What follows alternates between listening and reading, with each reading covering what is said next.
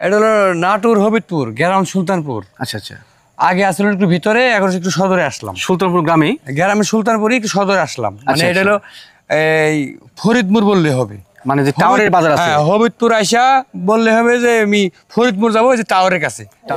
সুপ্রিয় দর্শক, আসসালামু আলাইকুম।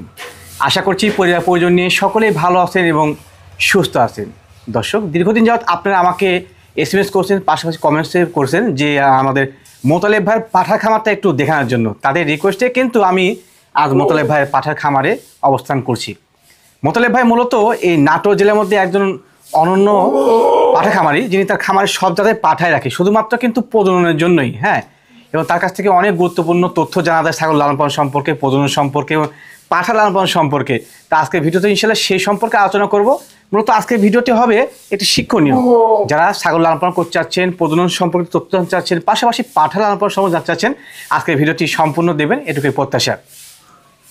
একটু কাট হয়ে বুঝলেন কি, কাট করার পরে আবার আসবো। হ্যাঁ, আসি।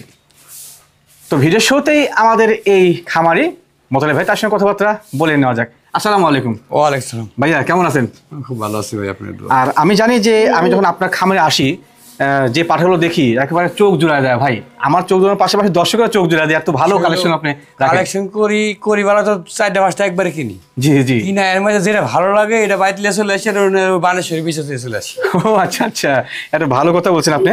যেগুলো আপনার সুন্দর লাগে, মানে খামারের জন্য সাজানো যাবে, সেগুলো নিয়ে এসে নাকি? মাল লেবার তো একটা করে মাল লেওয়া যায় না। না না না, নিম্ন থেকে 3টা 4টা লেওয়া লাগে। জি ভাই জি। আর লেওয়ার পরে দেখা গেলো, আসার পরে দেখা গেলো যেটা ভালো লাগে, জি। কালারের দিক, ব্যান্ডের দিক, তখন এটা নিয়ে বাড়ি, তার ওই গোটা দেখা গেলো ফাঁকে ফুঁকে শুধুমাত্র প্রজননের সেটাই রাখেন ভালো মানের। মোতালেব ভাই, দেখতে পাচ্ছি আপনার খামারে সুন্দর মানের বিটল পাঠা নিয়ে এসেছেন, বেশ ভালো ব্লাড লাইনের। এটা বর্তমান বয়স কেমন যায়? এটা 2টা 15-16 মাস বয়স। 15-16 মাস, মাশাআল্লাহ খুব ভালো ব্লাড লাইন। নাটোর জেলায় এরকম দেখি আর এই 2-1 মাসের ভিতরে সাইদাত ভেঙে যাবে। ভেঙে যাবে। হ্যাঁ, মানে সমস্যা আর নাই। এই যে আপনি বর্তমানে যে খামারগুলো পাঠাগুলো রাখছেন, আগের যে সেটআপ ছিল আপনার বড় বড় সাইজ, ওগুলো কি করছেন? ওইগুলো 12 মাস বেঁচে দিলাম। সেল করার কারণ? সেল করার বয়স হয়ে গেছে, বাচ্চাগুলো আবার সাইজ হয়ে গেল। আচ্ছা আচ্ছা, এদিকে বাড়িও করা দরকার। জি ভাই জি। ওইগুলো সেল দিয়ে দিলাম, সেল দিয়ে বাড়িও হয়ে গেল আমার। মাশাআল্লাহ, একটা ভালো কথা বলছে ভাই। আমার মনে হয় যে খামারের জন্য কম বয়সী পাঠাগুলো রাখাই, কম বয়সে পাঠা হলে কি হয়, বাচ্চাটা ভালো কাটে, বাচ্চা ভালো আসে। বাচ্চা ভালো এই পরামর্শ ভাই আসলে কিন্তু দেয় না। হ্যাঁ, আপনার চেষ্টা করবেন যে খামারের জন্য সেটআপ দেওয়ার জন্য, যারা পাঠা কেনার সামর্থ্য রয়েছে তারা কম বয়সী পাঠা কিনা, 2 দাঁত 4 দাঁত এগুলো সেটআপ দেওয়ার জন্য। আর যারা প্রজননের জন্য মোতালেব ভাইয়ের কাছে আসতে চান, ওনার ঠিকানা, নতুন বাড়ির ঠিকানা এবং লোকেশন সহকারে আমি দিয়ে দেবো ইনশাল্লাহ। আর বর্তমানে যে পাঠাগুলো আপনার খামারে রয়েছে, এগুলো দিয়ে বাচ্চা কেমন আসছে ভাই, ব্লাড লাইনটা? এর বাচ্চা ভাই 100 বাচ্চা কাটছি এবার। খুব সুন্দর না? খালি না, এর বাচ্চা এবারে 15টা বাচ্চা কাটছি। জি জি। আমি মনে হয় যে এই 2-4-5 বছরের ভিতরে এত সুন্দর বাচ্চা ভালো করে। মাশাআল্লাহ, মানে বাচ্চা কিন্তু উৎপাদন করতে গেলে ভালো ব্লাড লাইনের পাঠা প্রয়োজন।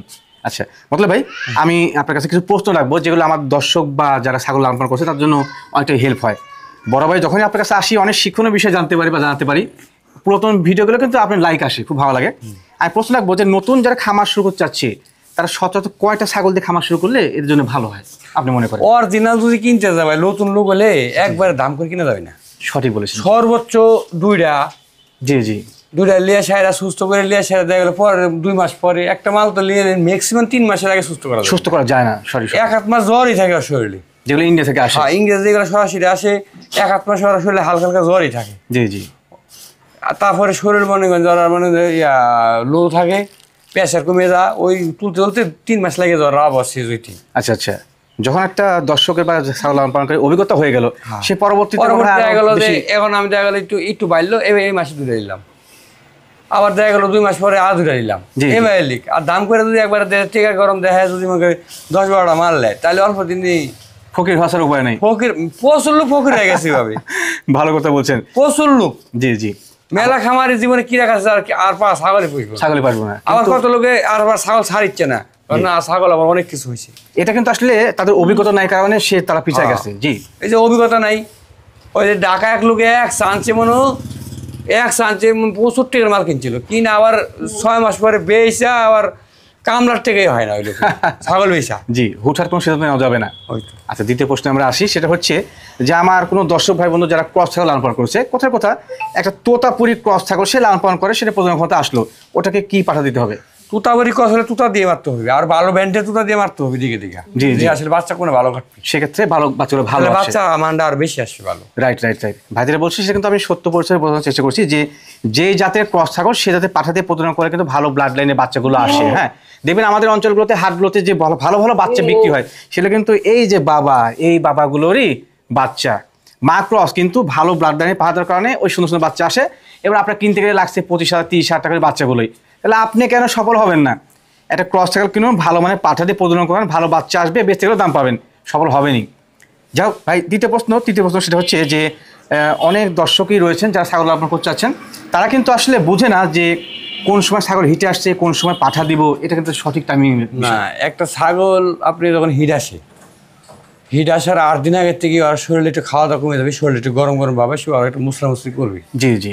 হ্যাঁ, এই ছাগলটা হিট আসতে আসতে যে সর্বোচ্চ ওই মোটাটা দেখা দেবে আপনি মোটামুটি 8 দিন আগের থেকেই ভাঙা শুরু করবে, সময় যাবে আর দীর্ঘদিন পাতলা হয়ে আসবে। যখন একদম পানির মতো পাতলা হয়ে যাবে আর দিচ্ছে না, পড়ে যাচ্ছে, তখন বুঝবি যে হিট চলে আসছে। আসলে তার মধ্যে কতটা দেখা গেলো যে তাপমাত্রা বেশি, তা খাওয়া দাওয়া ছেড়ে দেয়, ব্যায়াম করে, ডাকাডাকি করে, মুখে কতটা ডাকাডাকি করে না জি। এই নির্ভর করা লাগবে ওই লাইচার উপরে, মানে ওর যে মলটা কাটে সেটা দেখে ওটা নির্ণয় করতে হবে। পাতলা যখন পানির মতন হয়ে যাবে তখনই বোঝা যাবে জলনারী এবং সেটা প্রজনন করানো যাবে নাকি?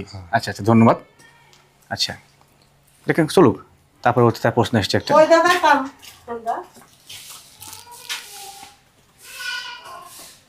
আচ্ছা আসি। হ্যাঁ,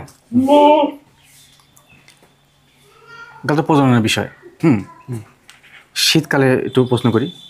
হ্যাঁ মোতালেব ভাই, আপনার কাছে আমার চতুর্থ প্রশ্ন সেটা হচ্ছে যে শীতকালে তো ছাগলের রোগ বালাই বেশি হয়ে থাকে, তো সেক্ষেত্রে আপনি একজন অভিজ্ঞ খামার হিসেবে কি মনে করেন যে আসলে শীতকালে কেমন পরিস্থিতি রাখলে ছাগলগুলো সুস্থ সবল থাকবে?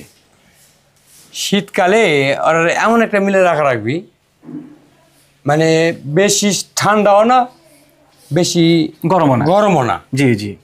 মোতালেব ভাই, এই যে দেখতে পাচ্ছি একেবারে সুন্দর ব্লাড লাইনের বিশাল সাইজের, যদিও কম বয়সী, অনেক হাইফুল একটা ভালো ব্লাড লাইনের বিটল পাঠা, এই বিটল পাঠা দিয়ে আপনি প্রজনন করতে বর্তমানে কেমন নিচ্ছেন? ভাই ওইটাতে আমার 1,000 টাকা দাবি, 800 নিচে প্রথম আমি একটা মারিনি। মানে নেই, ওটার ব্লাড লাইন কেমন আসছে বাচ্চাগুলো?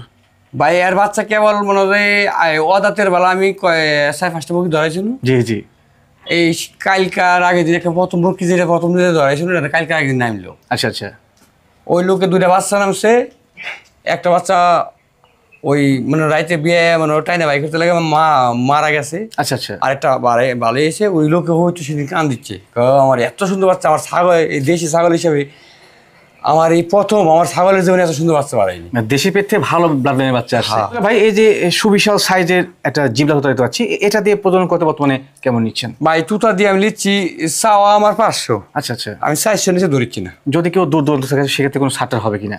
ভাই আচ্ছা কি সাট করবো, আমার তো চলা লাগবে, ওরা খাওয়ানো লাগবে, অনেক খরচ আছে পাঠা পিছনে। একটা পাড়ার পিছনে কত খরচ আছে, যারা পালে তো জানে। জি জি। একটা খামারে তো পাড়া পালে বাড়ি, অবশ্যই অবশ্যই। একটা পাড়ার খাদ্য রাখি লাগিচ্ছে, ওষুধ পানি কেমন লাগিচ্ছে, একটা পাড়া আবার খাদ্য লাগিচ্ছে না, এর লাগে 400 মানে 400 নিচে টাকা ধরছি না, সোজা কথা, মানে সর্বনিম্ন 500 টাকা আমার চাওয়া। আচ্ছা আচ্ছা। এবার 500 টাকা প্রচুর লোক আছে, হিসাব করে না, টাকার হিসাব করে না, পয়সা এসে 500 টাকা দিয়ে চলে যাচ্ছে। আচ্ছা আচ্ছা। 400 নিচে ধরছি কোনো ক্ষেত্রে হচ্ছে না। আচ্ছা ধন্যবাদ। আবার আমাদের গরিব মানুষ আছে, ওরা লাগে আমি 400 নিচে ধরছি না, করছেন না, কারণ আমার তো এই আর খাওয়ায় মাতাল পাওয়া লাগবে। অবশ্যই অবশ্যই, আপনার তো এখান থেকে ইনকাম হতে হবে। আচ্ছা আচ্ছা। তো দর্শক, এই ছিল আমাদের মোতালেব ভাইয়ের খামারের চিত্র। তো যারা খামার আসছেন লোকেশন আমি টোটালি বলে দিয়েছি। তো সকলের সুস্থতা কামনা করে ইনশাআল্লাহ আজকের মতো এখানে বিদায় দিচ্ছি। সকলেই ভালো থাকবেন, সুস্থ থাকবেন। আল্লাহ হাফেজ।